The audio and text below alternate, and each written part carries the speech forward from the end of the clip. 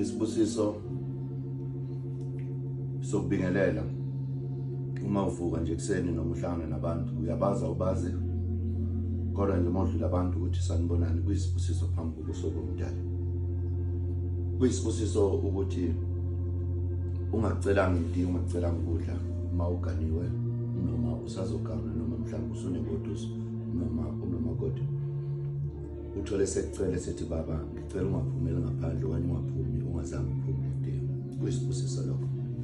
Indaba engiyiphethe kakhulu namhlanje ukuthi singabheki kakhulu empumelelweni yethu ukuthi sivalwa ukuthi abantu benzani. Akaningi lokho ngoba ukhumbula ukuthi uma umuntu uphila kunengilosi yabekwa phambi kwakho. Kune-guide yabekwa phambi kwakho ebhekana nezimo ezinzima empilweni yakho. Ufisa umsebenzi, ufisa ukugana, ufisa ukuthenga umuzi, ufisa ukuthenga imoto noma ufisa ukuthi ufisa ukutholana. Akekho umuntu owadalelwa ukungabi nenhlanhla, futhi akekho umuntu owadalelwa ukungabi nempumelelo.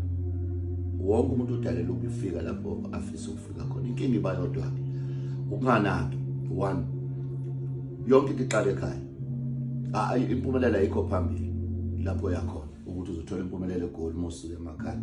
Ungasuka emakhaya uye eGoli ufike uthola ukuhlupheka ukuqala phansi. Ungasuka eGoli uye eCape Town uthola ukuhlupheka ukuqala phansi. Kodwa okubalekile kumele ubheke ukuthi uzaleke kanjani. Ukuzaleka kwakho-ke kuhambisana nokuthi kungenzeka wena ukuthi ucomfortable lapho uzaleke khona, kanti inhlanhla yakho ayikho lapho wena uzitshela ukuthi khona. Ifuna ukuthi uyoyifuna lapho ethukiswe khona. Manje kasiphili thina impilo yokufuna inhlanhla zethu, siphila impilo yokufuna ukuthi yini evimbe inhlanhla zethu.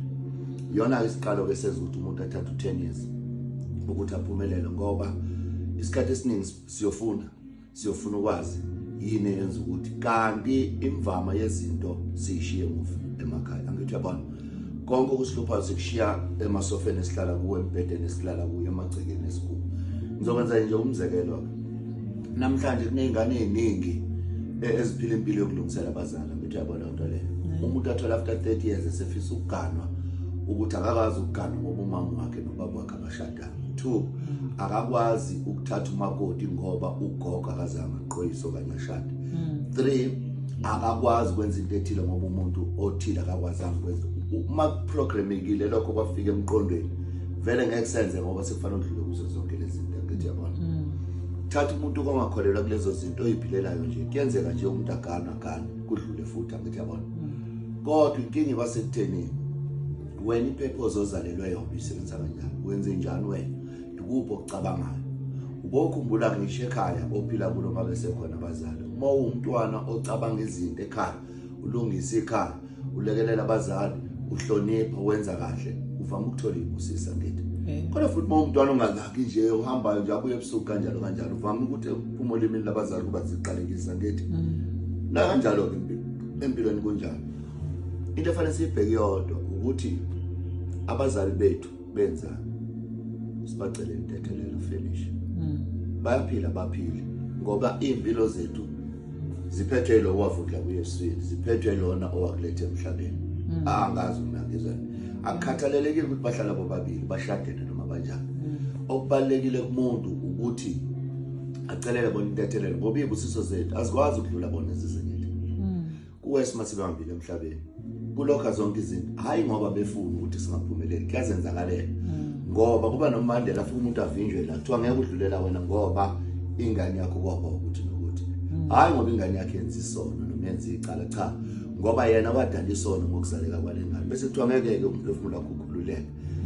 Leya nto ingalungisekanga. Wena wazi wena unenzondo nobaba wakho itshoda akakwenzelanga lutho, kanti kufanele ngabe uyamlungisela ukuthi akakwenzelanga lutho.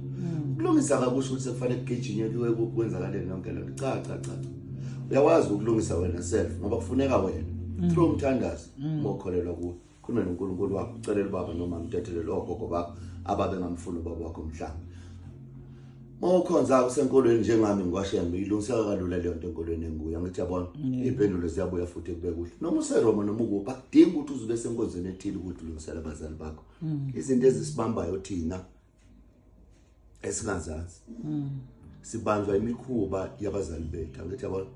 Sibanjwa izinkinga zabazali bethu, hayi ngoba bethanda, ingoba besangakwazi ukuthi basilekelele spiritual ukuthi siphumelele ngenxa yokuthi babhajwe lapha abakhona.